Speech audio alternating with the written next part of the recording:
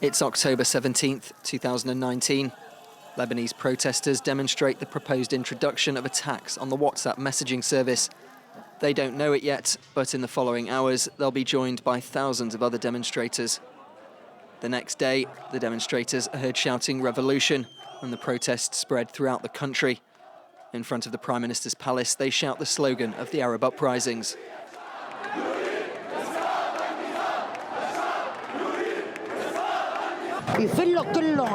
كلهم من الكبير للصغير سرقونا ونهبونا. 3 days later, the numbers swell to 500,000.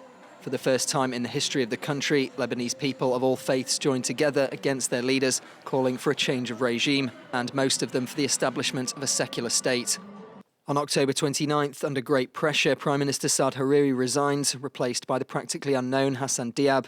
Tensions on the street rise once again.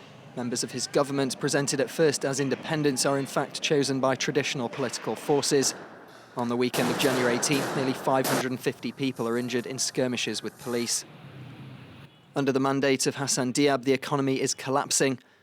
The national currency loses 100% of its value, and the government is unable to reach an agreement with the IMF. Many Lebanese cannot afford to demonstrate anymore. Then, on August 4th, the unthinkable happens. 2,750 tons of ammonium nitrate explodes in the port of Beirut, having been overlooked by authorities. The disaster kills more than 200 people and leaves 6,500 injured. The explosion revives protests, pushing Prime Minister Hassan Diab to resign. After 2 visits to Lebanon in less than a month, French President Emmanuel Macron persuades leaders to form a government within 15 days. Mustafa Adib, another unknown, becomes the country's new Prime Minister. It's less than 1 month after his appointment. He resigns, unable to form a government because of pressure from political forces.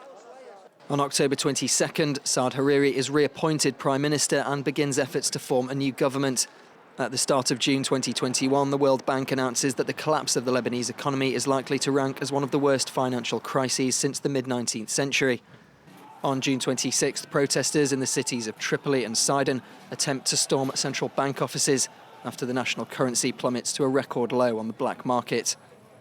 Days later, the government hikes gas prices by more than 30%, and queues at petrol stations become a common occurrence. At the start of July, UNICEF estimates that 77% of households don't have enough food or enough money to buy food. Then, on July 15th, following nearly 9 months of political horse trading, Saad Hariri says he's unable to form a government and stands down. In the month of July, shortages of medicine persist, and the UN says that Lebanon's water supply is on the verge of collapse. On August 4th, the country marks the 1-year anniversary of the Beirut port explosion, with clashes breaking out in the Lebanese capital.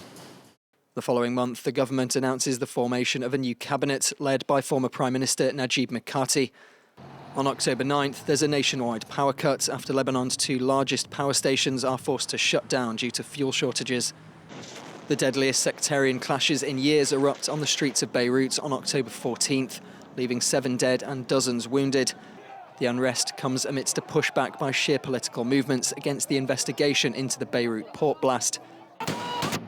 Now the tensions raise fears that Lebanon could be heading for further violence.